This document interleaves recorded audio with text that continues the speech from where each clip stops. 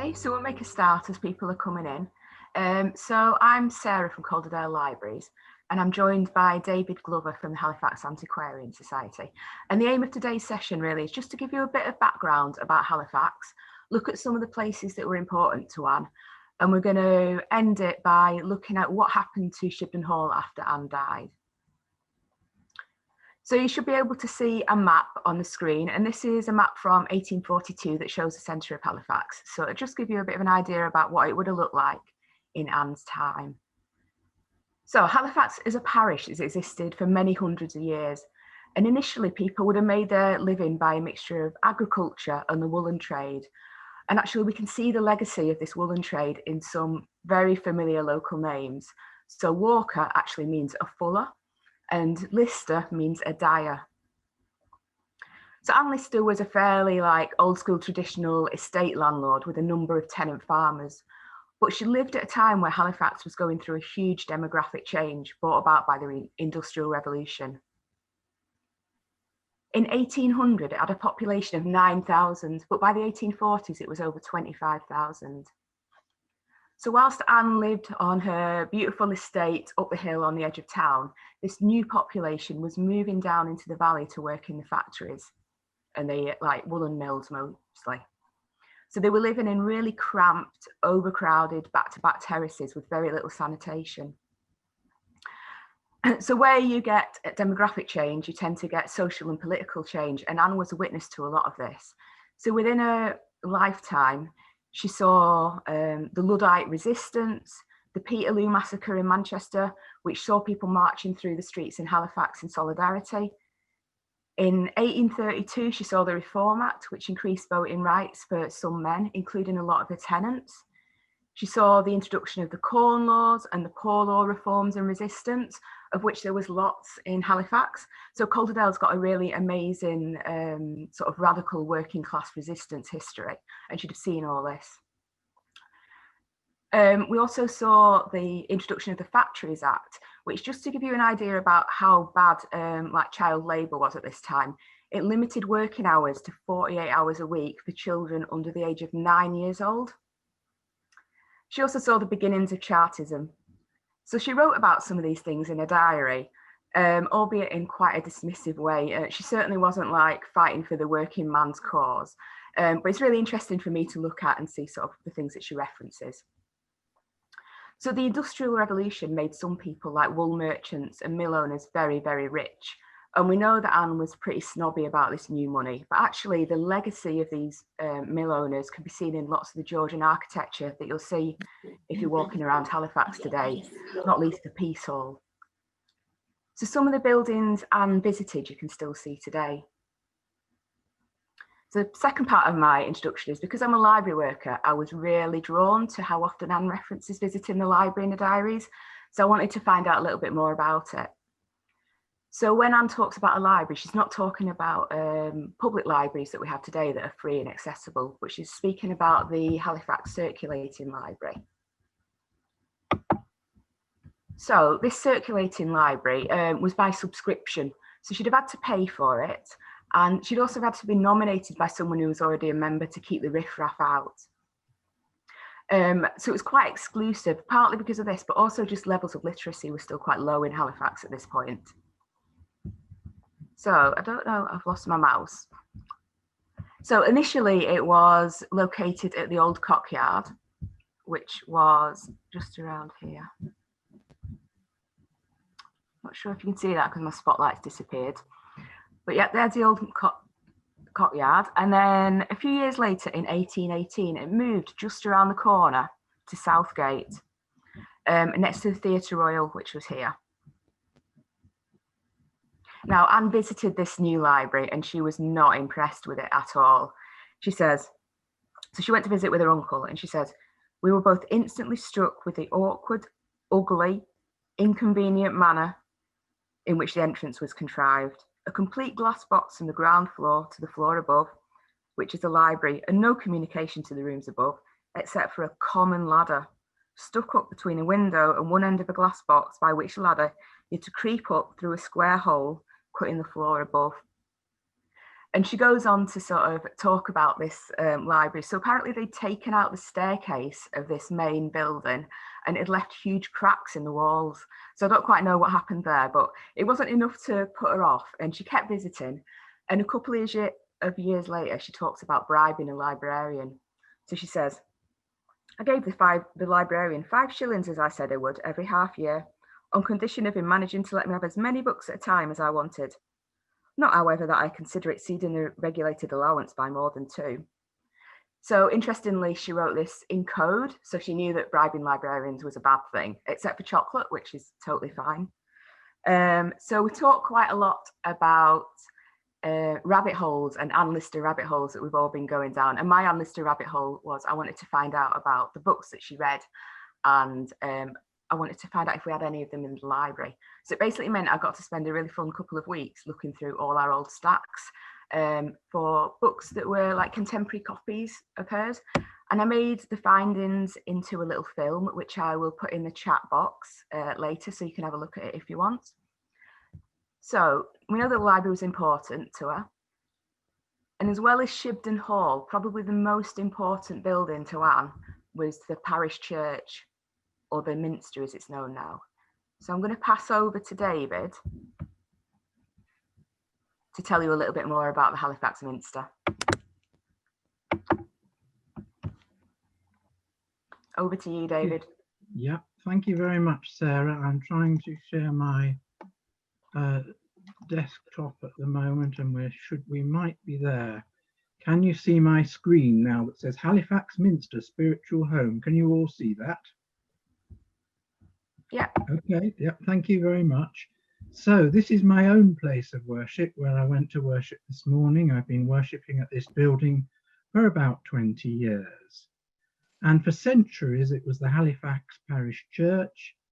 And now for the last 11 years, it's been known by a slightly senior term, Halifax Minster.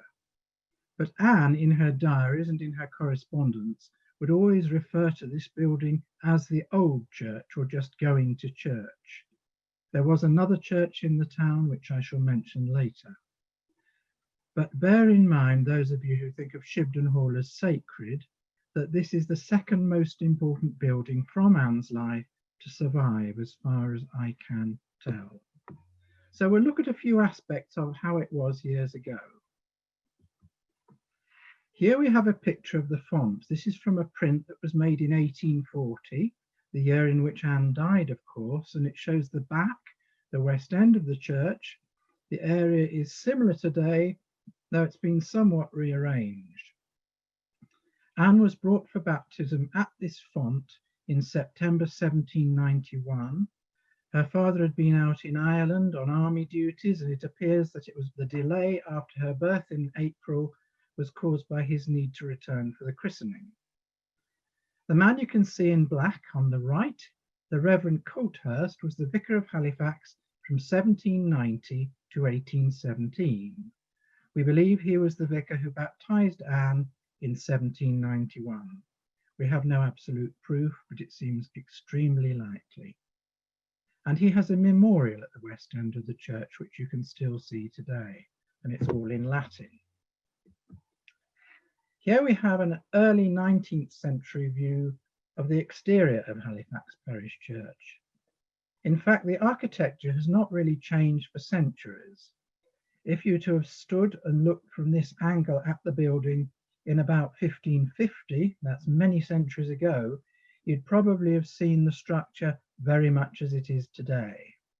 A few minor alterations, but the stonework is virtually the same. The original building on the site dates from the early 1100s. There are a few stones which remain in the present structure. There's a whole wall on the north side of the building, which we can't see here, which dates probably from the 1270s or 1280s. And the main building we can see today was constructed between about 1420 and 1480, with a couple of chapels and a porch a little bit later, all complete the stonework by around 1535, the reign of Henry VIII. The churchyard in the foreground has changed quite a lot. Today it's mostly grassed over. Here's a lovely interior view looking east This again dates from 1840, the year of Anne's death, and you see the wonderful box pews going down each side. Box pews have open doors, and they are still there today, these box pews, although they're not as tall as they were before 1879. The screen has been replaced, but the coat of arms still exists, though in a different location. That wonderful pulpit sadly has gone now. If you look at the height of that gentleman, you'll see how tall those pews were, and they were made around about 1635, the reign of Charles I. As I said at the side of the last slide, Anne was not above looking at girls in church with a view to keeping an eye on them for other purposes. On Christmas Day 1818, she recorded in her journal, "I fear I have never received the sacrament with less feeling of reverence. Was thinking more of Miss Brown than anything else. She was there opposite me at the altar table." Miss Brown was Elizabeth Brown, the eldest daughter of Mr. Copley Brown, who was an industrialist in Halifax, but also in Monmouthshire. And she was a very beautiful girl with a flush on her cheek, which Anne very much admired. Sadly, there was nothing that came of the romance, or that was an infatuation of Anne's, and eventually in 1820, Elizabeth Brown married a man. At the church communion rails, Anne would often stay the sacrament, as she termed it. This meant she was taking Holy Communion, the bread and wine.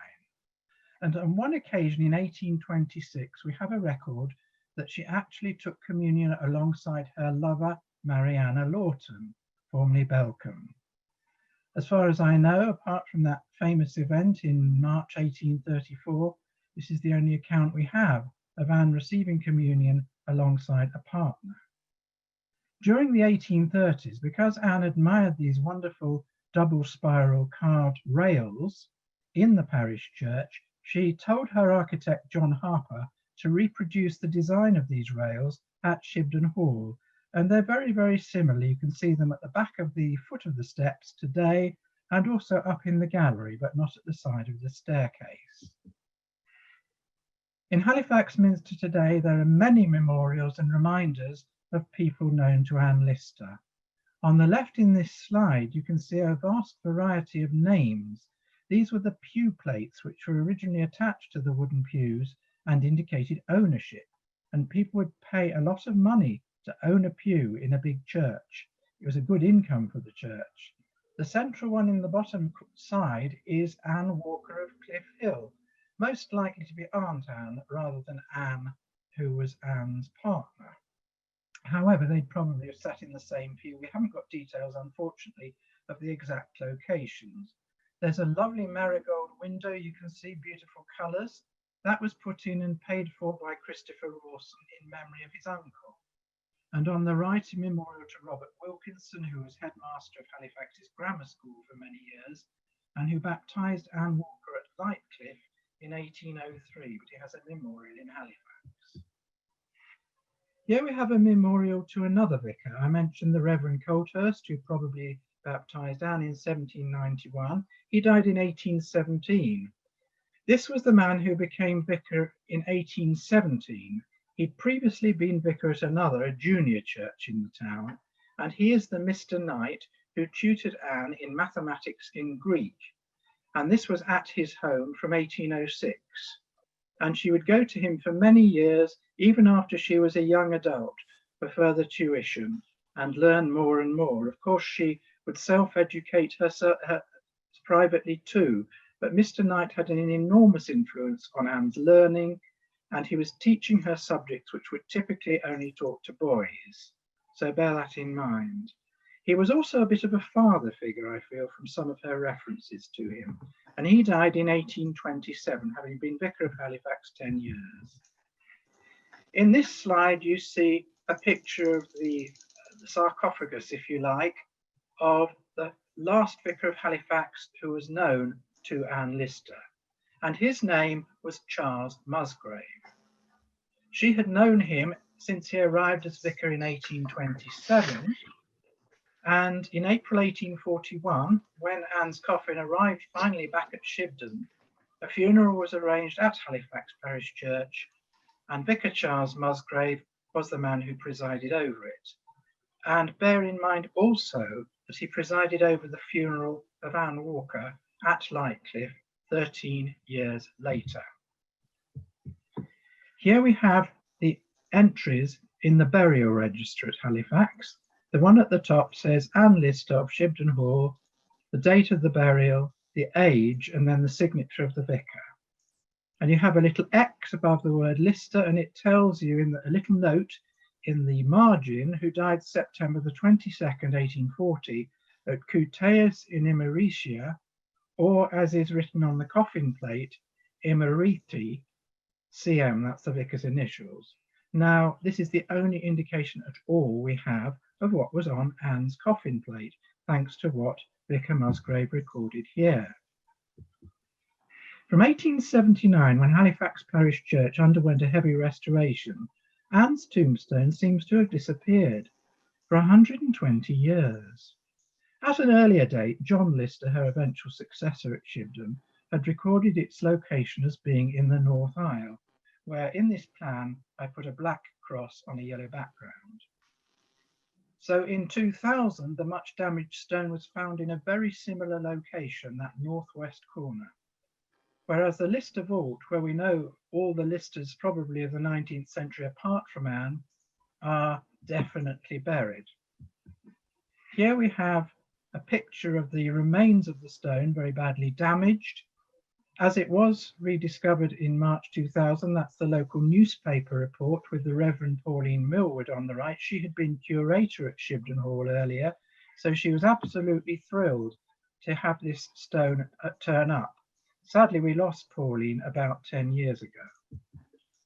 Here's that famous picture of the hatchment at Shibden Hall, and we believe that Anne's funeral hatchment would have been kept at Halifax Parish Church from about a year after it had been hung outside Shibden Hall after her death. We presume, but we can't prove, that it was in 1879, when the church was renovated, that John Lister reclaimed the Lister hatchments and took them up to Shibden. If you look at this small inset at the top right-hand corner, looking towards the east of the parish church, that view of 1840, you can see some hatchments hanging high up there on the aisles by the arches towards the east end, and presumably Anne's and the other Lister ones would have been in that section in the mid-19th century. So it is a mystery about Anne Lister's burial. There are plans, and I have to be very careful what I say. It may be that we shall know soon the results of some kind of a survey, but as I say, I have to be very, very careful. We know the Lister vault is in the Holdsworth Chapel, and there's a picture of the Holdsworth Chapel there. So there's my little ghost telling you it's a mystery. Can't give anything else away, and thank you very much. That's my first section of the presentation. Just refer very briefly to Anne Walker's family, who were also buried in Halifax Parish Church from 1676 to 1809. And in 1864, Anne Walker's nephew, who was the only surviving son of her sister Elizabeth Sutherland, his name was Evan, he placed a plaque and a stained glass window in their memory, which you can still see in the Minster today. Oddly, the actual plaque is separated from its stained glass window, but you can still see both. Thank you very much. So my grateful thanks for access and photography to the Minster, and it's very well worth a visit. I will now stop screen sharing and go back to Sarah. Thanks, David. Just had a couple of quick follow-up questions. I think we've got time. So do you want to tell us a little bit more about how the gravestone was discovered? Because was it when they pulled up a floor or something? That's correct. In the years 1999 and 2000, there was a great renovation at the west end of the church, just behind the font. And at that time, we had a great big wooden platform removed and a stone floor placed instead. And it was underneath this platform that some pieces of stone, those that we see today, were rediscovered. In a very broken form, perhaps through having been damaged through the heating pipe covers being placed alongside, little cuttings in, but we don't know what caused the shattering. Great. So my other question is, for heathen types like me, people might not know what a funeral hatchment is. So do you want to explain what it is and a bit about the history of them? This is Jack, who's come to see me. Basically, a funeral hatchment was something that was created by people in the gentry and the aristocracy. And what happened was, after they died, their coat of arms was specifically painted on a lozenge shape. That's a diagonal, in a diagonal frame, and hung up over the main door of their home. This was a tradition that went on from Elizabethan times right into the early 20th century, but it became very rare in the 20th century. So there are 3 of these hatchments with Lister coats of arms at Shipton Hall, although there's only one on display. Thank you. So shall we move on to the next section? But people can ask questions about the Minster and we might have time for them at the end as well. Anne Lister writes about loads of places when she's in Halifax. So in a diary, she's like, went and visited this house, went to this street.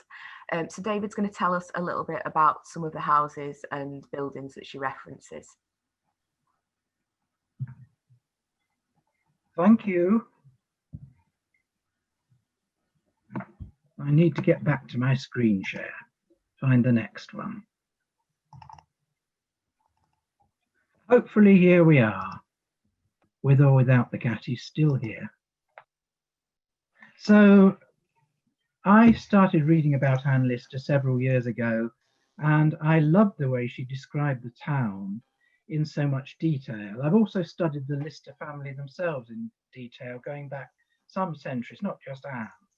Recently, one of my tasks has been to plot Anne's movements around the town of Halifax, places she went, identifying buildings she visited, and the homes of people she knew. And I enjoy showing visitors these locations. I will share a few with you now. Anne was born in 1791 in Halifax itself, according to the parish register, but we don't know where. One possibility must be that she was born at Old Northgate House, which was then owned by her uncle Joseph Lister. Sadly, this property was demolished in 1959, and it was the property alongside which Anne and the other Anne created the casino in the 1830s. We know that Anne's mother would have been very much on her own in 1791 because, as I mentioned earlier, her husband was on military duty in Ireland, so she must have been cared for somewhere in Halifax. While living temporarily at Shipton Hall with her uncle and aunt in 1802 and 1803, that was when her family were living regularly over in the East Riding near Market Weeton at a place called Skelfler. So when she was in Halifax area, she would attend a girls' day school run by the Miss Mellins at this building in Blackwall, Halifax, which is mainly a mid-18th century. So even in Anne's time, it was well over 50 years old, and it's still there today. And this house is also still there today. This is the house to which the Listers moved, having come back from the East Riding. They came back from the East Riding, we now know, in 1806, and returned from the manor school at York a bit later in 1806. And in 1808, for 3 years, they lived in this house, which was then known as Ellen Royd, again a mid-18th century house, above Halifax on Range Bank, looking down on North Bridge. And this is where she lived, and this is where she entertained her girlfriend, Eliza Rain, when she'd come in the holidays to stay with her from York.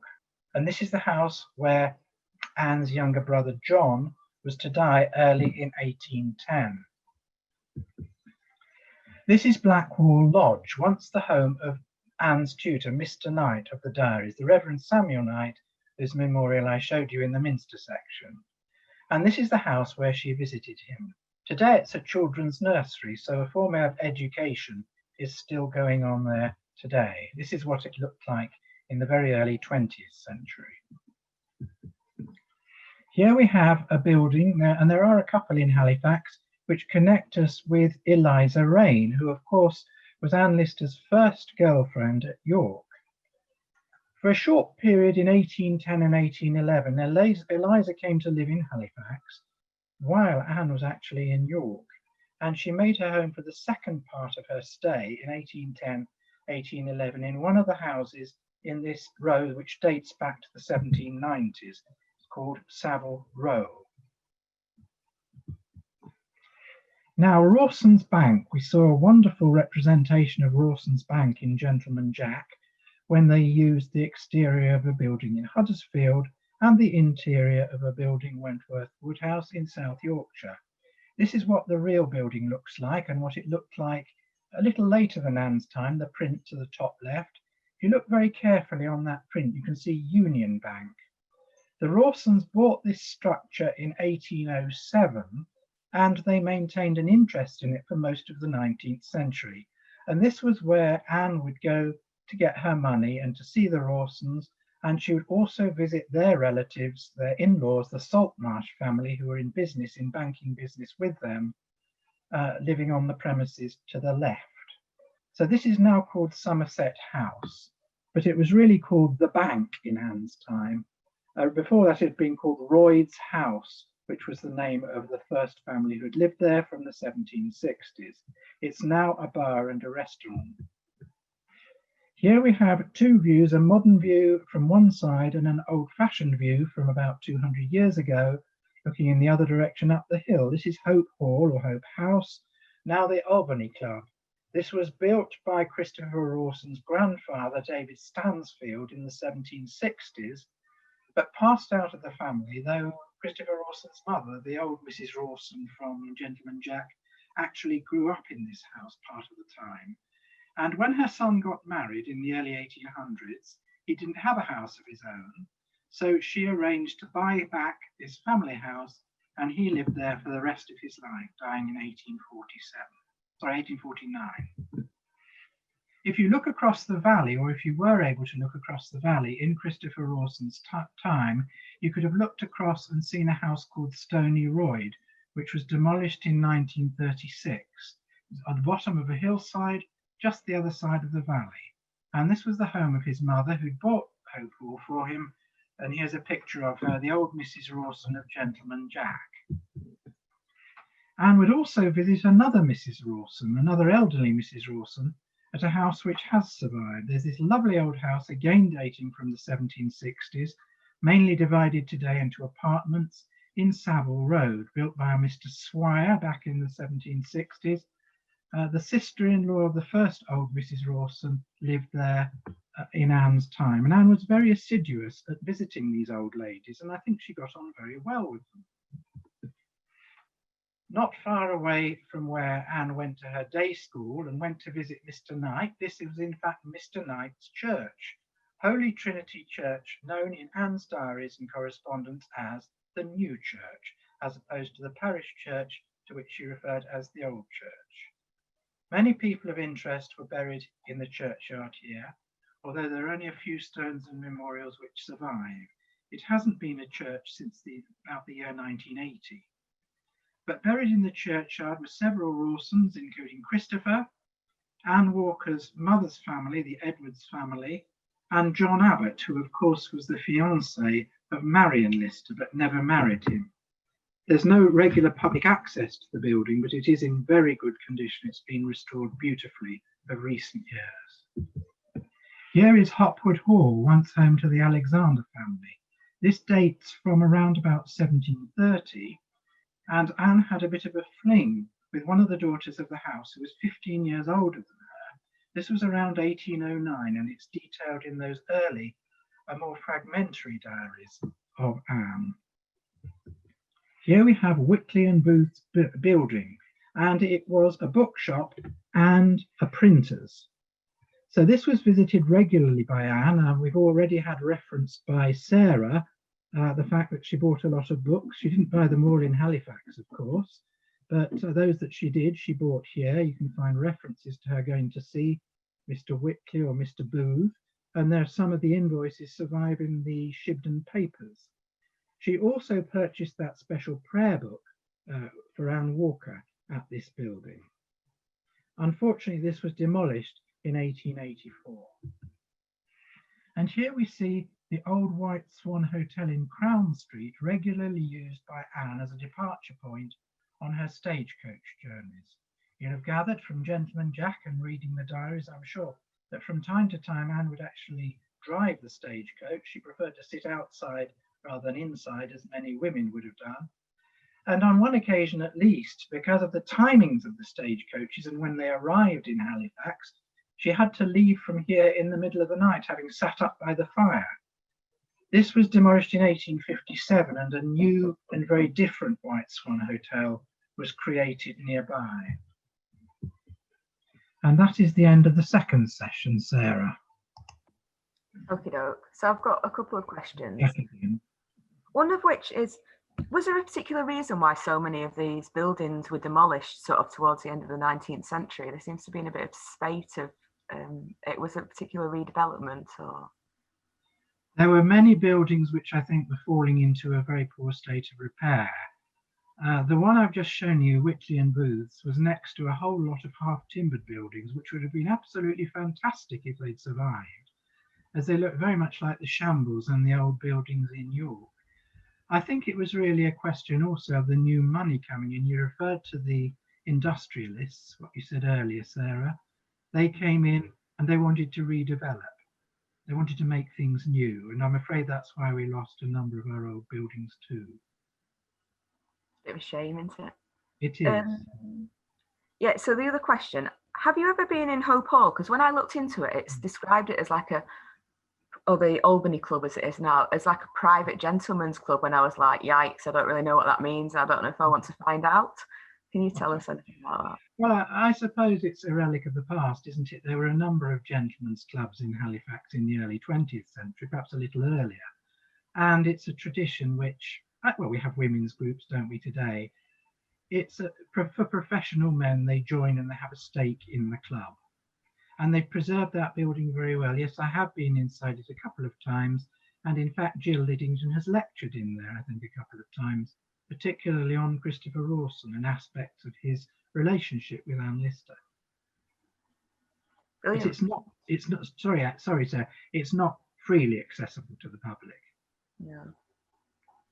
Okay, so should we move on to the final section? So you're going to talk about some of the people who lived at Shipton Hall after Anne died. And there's some quite interesting research threads that people could follow up if they wanted to in relation to people that lived there. In particular, like we found some links to slavery, which was kind of inevitable, but David's going to talk a bit about that as well. So if you want to start your presentation. Thank you, Sarah. If I can find the right screen, we'll be all right, won't we? Here we go. Does that seem okay? So the last listers of Shipton Hall. I can elaborate on this if there's time, but I shall just go through the presentation as I put it together. Many of you will know that in Anne Lister's will, she left Anne Walker a life interest in the Shipton estate, which meant that Anne Walker had the right to live there and to receive the rents for her lifetime.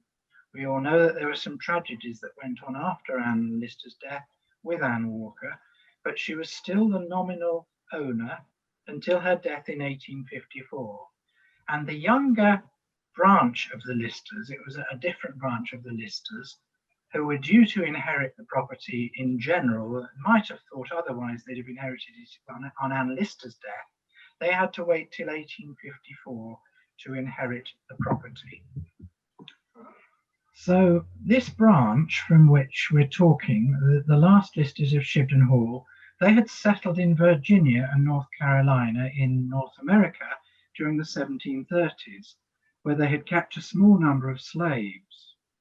Descendants later returned to England, in particular, that's one descendant, Willie Lister, and he settled first in London, where he learned to trade, and then he moved down to Swansea in South Wales. They lived in one or two other parts of South Wales, but we come now down to the third generation, which was to inherit Shipton Hall in 1854. And this was in the person of Dr. John Lister. Born in London in 1802, as a young man, he had qualified as a surgeon. He then served as a doctor on the East India Company's Marine, that's like a navy, and he travelled all over the place in the world. He travelled to St. Helena in the South Atlantic. to India, places like Malaya and the Far East. And in those days he kept a travel diary, and that is now in Calderdale Archives, which has not been transcribed. Hint, hint, because you see there was a travel streak there, perhaps a little bit like Anne. He travelled a lot. He went even further than Anne did by ship, and he kept a diary. I think it would be worth looking into. So here's a picture of Dr. John Lister, who owned Shipton Hall 1854 to 1867. And only twice did he meet his second cousin once removed, Anne, and this was when they were both independently staying at Paris in 1832. So he was about 11 years younger than Anne, and he married and had a family, as we shall see. This is his wife, and she was Louise Ann Grant, and she was born in St. Vincent in the British West Indies. Dr. John Lister was to marry her again in London, and sorry, I've gone on too far, go back. That's it. Here we are. Louisa's family held slaves, and this is from the National Archives, an account of the 13 humans owned by Louisa Ann Lister, or certainly before she was married. This was at the time the Emancipation was passing, 1833-34, and we have the names of 13 individuals. And we see their names there: Louis, Honoré, Jean-Baptiste, William, Jojo, Daniel, Moses, looks like Harry, Jack, Mary Ann, Fanny, Celeste, and Leonora. So those are the names of the slaves owned by the Grant family. And of course, the slaves didn't get any compensation when compensation was paid to the owners. Louisa received £336, which was many, many thousands in today's money. The slaves got absolutely nothing. It was grossly unfair. Right, back to John Lister and his wife. John and Louisa, following their marriage, they initially lived in London, and then they moved down to Sandown in the Isle of Wight, which is off the south coast of England in Hampshire. And there, the doctor operated a medical practice, and his children began to grow up. They inherited Shipton in 1854, as I've said, and here are the two sons of John and Louisa, John and Charles Esmond, pictured at Shipton about 1860. Those of you who know Shipton will perhaps have seen the little waterfall, which has been restored of recent years, and some of that stonework, those enormous stone pieces at the top there. And Dr. John Lister died suddenly when he was on holiday at Aberystwyth in 1867, and he was buried at South Aureham. What happened was there was no more burials at Halifax Parish Church after the year 1861, so they had to find a new burying place for the Listers of Shipton Hall, and they chose the churchyard at South Aureham, and it's quite close to the road. We'll see a picture of the whole monument in a minute. There's the monument. It's got a lovely carving with a cross and little roof on top. And this is the final resting place of the last Shipton Listers, St Anne's Churchyard at South Aureham, used from 1867. And curiously, when Anne Lister's only surviving sibling, her sister Marion Lister, died at York in 1882, she was buried back as near as she could be to Halifax in the Lister vault at South Aureham, and there you can see her name on the memorial further round. You'll all have heard about John Lister, Master of Arts, who rediscovered and saved Anne's diaries and then hid them again. But what of his younger brother, Charles, who we saw in that picture of the two boys just now? Like his father, he qualified medically, and then he too travelled extensively, particularly in North and South America. Eventually, he died unmarried in Bolivia, South America. That was 1879. But unlike his cousin Anne in 1840-41, no one tried to repatriate his body, but he is mentioned on the family memorial at South Aureham. And Charles Edmund left another travel diary, which has got a lot of stuff in it, again, I think, well worth transcribing by somebody in the future. So another well-travelled lister who kept a diary. The last Anne Lister of Shipton Hall, who's often forgotten, I think, is the final John Lister's youngest sister, the only daughter of Dr. John Lister and Louisa. She, like the famous diarist we are thinking of today, was Anne, known as Annie to her family, and she died in 1929. Some of you will know, if you've read a little about John Lister, the last John Lister at Shipton Hall, that he became a Catholic in around 1870, and he also became a socialist. And this was a great disgust, if you like, to his younger sister Annie. And although they shared Shipton Hall together, they more or less lived completely separately. I think they really fell out big time. He went to the Catholic Church, she continued to go to Halifax Parish Church, and she died unmarried in 1929, being buried in that vault up at South Arrow.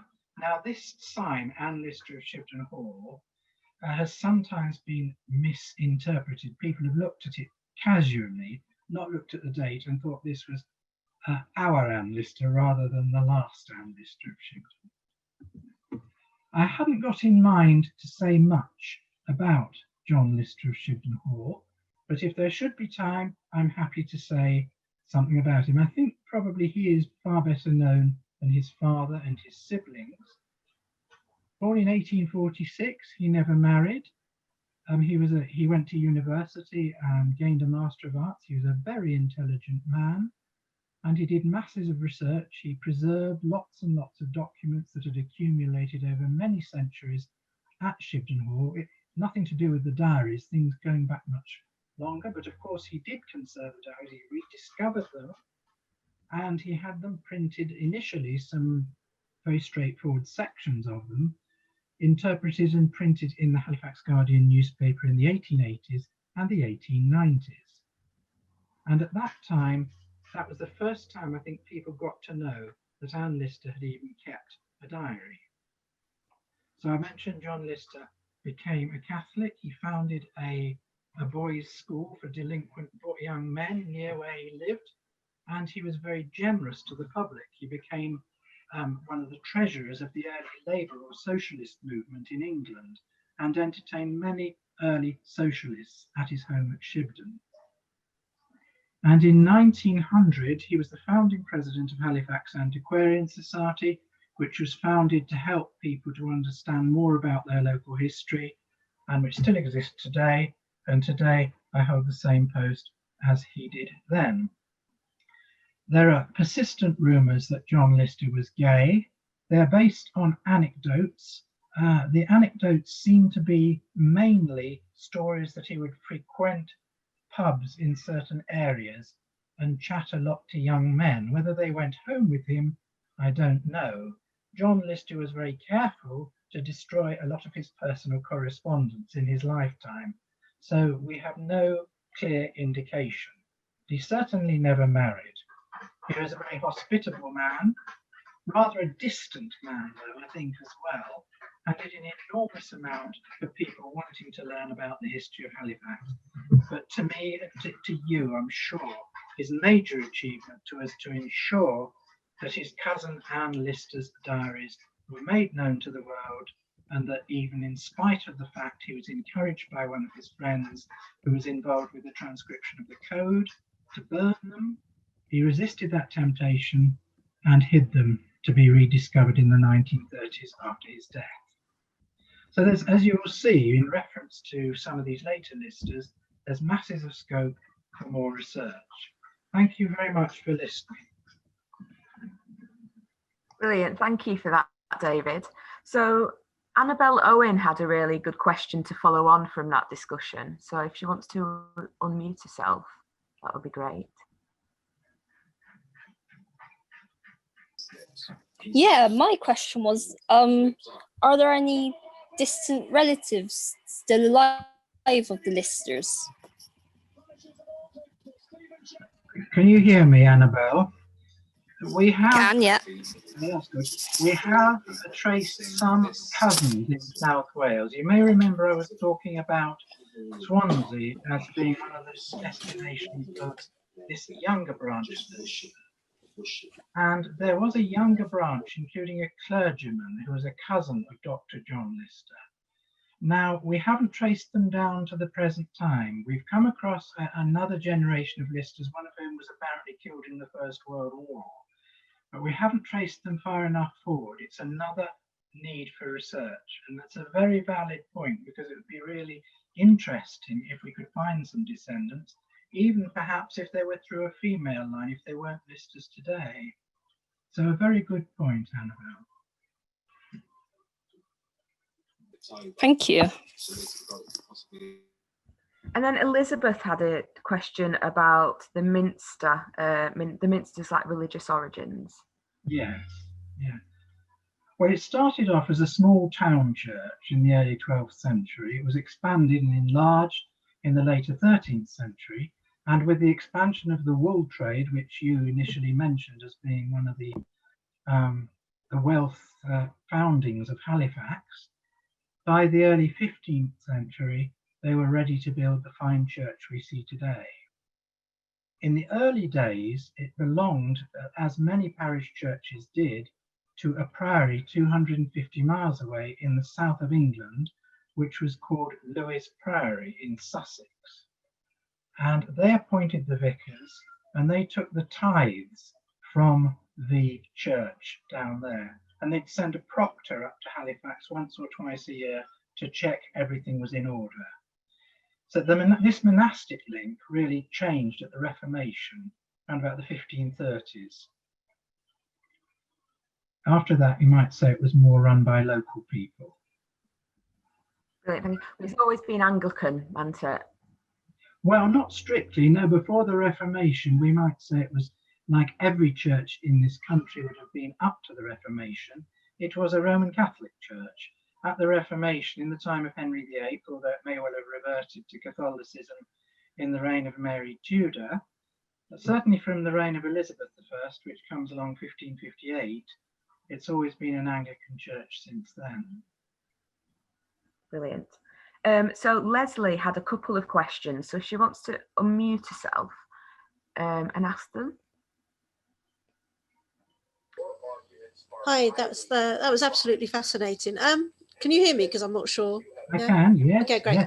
Yes, so a couple of things. I was up on Beacon Hill last week and looking down, and I just wondered if there's any way of finding out which of the buildings there were in existence. I suppose you'd have to go look back on maps. Yes. I will comment if you're happy. Yes, please. I was up on Beacon Hill, with a similar purpose in mind recently, to see, if it was worth, if I was to take people up there to say, what can you see? Can you look at this? One of the buildings I didn't highlight, talking about Ann Lister and Halifax, was of course the Peace Hall, because I think many people know about the Halifax Peace Hall, and it's still there today and in good nick. But that is one building we can see. You can also see the Minster very clearly. You can see the tower of the former Holy Trinity Church if you look carefully. But virtually all the other buildings, and that really includes Hope Hall, which is shielded by buildings which now stand in front of it, are concealed by later buildings, or they're end on and you just simply cannot make them out because they're too far away. So not a very easy task, I'm afraid. Leslie? The other thing was, is it possible for you to share those pictures of the buildings that you, or do they form part of your personal walks? Well, I would really have to ask the Ann Lister research team what they intend to do with this recording afterwards. If it's going to be made publicly available, I have no objection at all. And hopefully, if that is the case, you will then be able to look at them more closely and study them as you wish. I don't know exactly what the plans are there. That's another question for me to perhaps ask admin. Each of them is marked with the source from which it came, to give you an idea, and strictly speaking shouldn't be used without attribution. Okay. Thanks, David. So yeah, the recordings are going to be on the website at a later date, and that takes us quite nicely to the end of this session. So thank you all for joining us, and we'll see you at some sessions later this afternoon, I reckon. Thank you, Sarah. Bye, everybody.